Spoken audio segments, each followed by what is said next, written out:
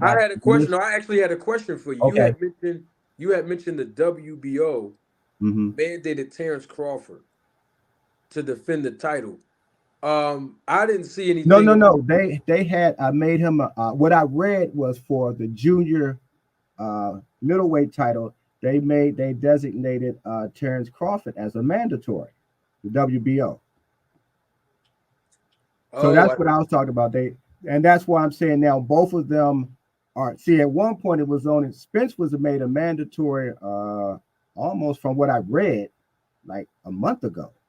So that's why when I think I said that if Spence had a won, and because of the way the alleged weight stipulations was, Spence would not have to have defended the 147 titles. He would still have them in his pocket, but he would be able to fight at 154. So that would put him up ahead, where Terrence would have not been able to get his titles back, nor was he designated to fight anybody at 154.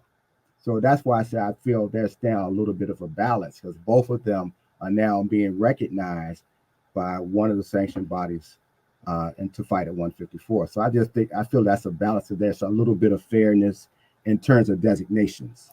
I don't understand how can excuse me. I don't understand how can the WBO or any sanctioning body do that when Jamel Charlo, he is the unified champion in the 154-pound division.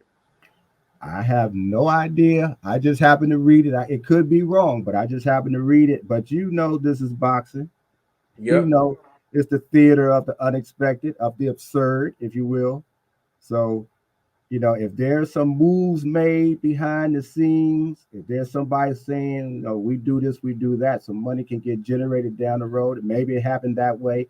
Maybe it's just, as I say, it's either incompetence or corruption. Something's going on, but I that's can tell what you I. what's going on. I can tell you what's going on just by hearing that. Hmm. That there's whoever the messenger is, they're not doing due diligence. And the reason why I say that, and that's why I did Hmm.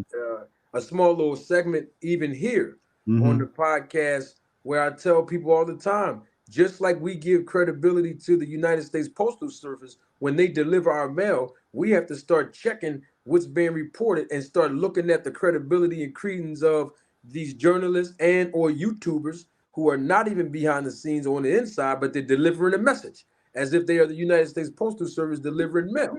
And so the thing is, a lot of these people, especially on YouTube, I start to realize this, being a quote unquote content creator myself, that a lot of the podcasters, I'm not throwing shade on nobody, but we got to keep it 100.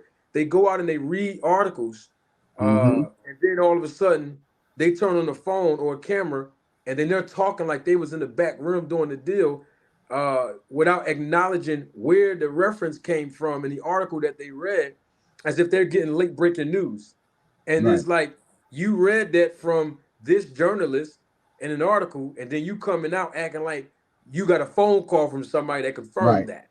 When all Well, that's why I'm actuality, giving you. That's why I'm giving it to you because you're the expert here. This is your house. You'll clear it up, and when it's yeah, time to actually say this is what it is, everybody will know. So I'm giving you the information as is. Well, I shouldn't say information. The rumors as they've been printed, and sometimes they even posted. And you got, like you just said, you got people talking and typing and putting things out that may not be true whatsoever.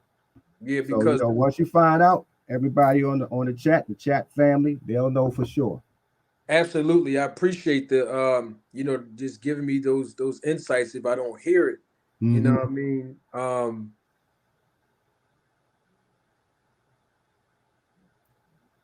Oh, hold on, I'm reading Oh, some. okay. Hold on for a minute. Salute to the family, Rachel and Nonito Donaire. Salute to you. They're in the chat. I'm not sure if it's Rachel or or Nito, but both of them are family to me. And hold on one second. So they said, "Hey, yo, Marty." So I'm acknowledging that. And then I think this is Nito. By the way, you in trouble with Rach.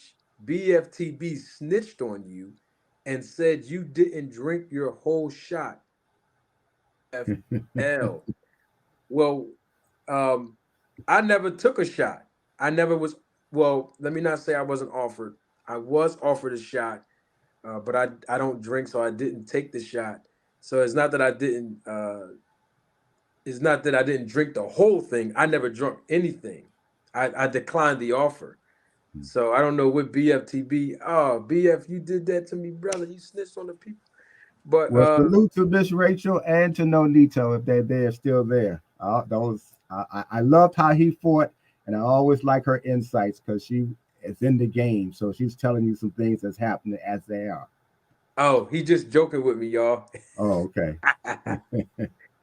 I wasn't. I mean, I wasn't gonna take it personal. I was gonna say, BFTB, what happened, brother?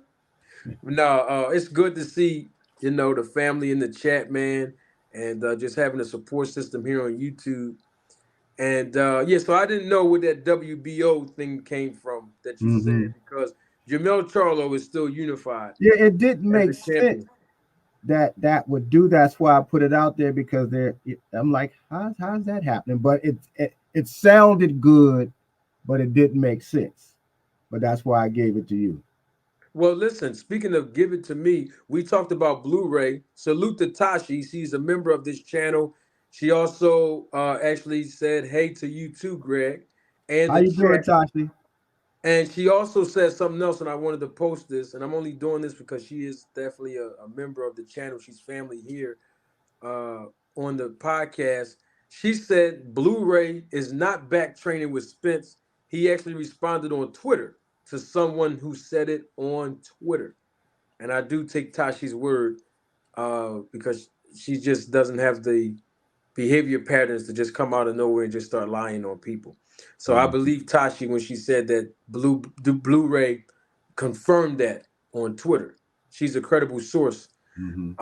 and so that's crazy how we've been. And look, another rumor we've been hearing that circulating to echo my points about who's delivering the messages.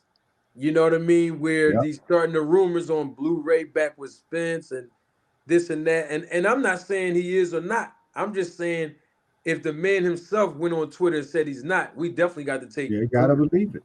Got to believe Blu-ray over a rumor. Yeah.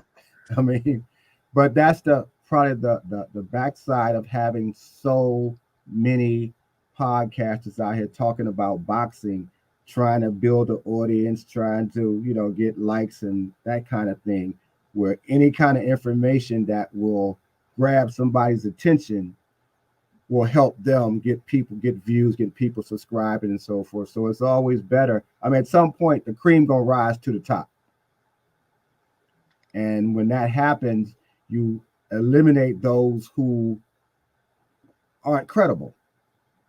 And you're going to have just maybe a handful. And that's really all we need, to be quite honest. You only Yeah. need, just like we had 4 or 5 networks, we don't need 50 boxing outlets. I get it. I'm not trying to stop anybody from doing their thing, living their dream, making their bag. But if you're going to be in any kind of game, you have to do, as you say, you got to be ethical, you have to be credible, you have to be consistent, and people got to be able to, when they talk about what you said, they have to know this is backed by real substance.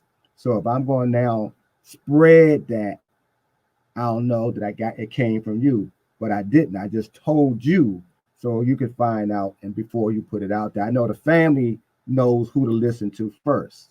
So Mhm. I'm not worried about them running with it because they know I'm just telling you so you can find out for sure.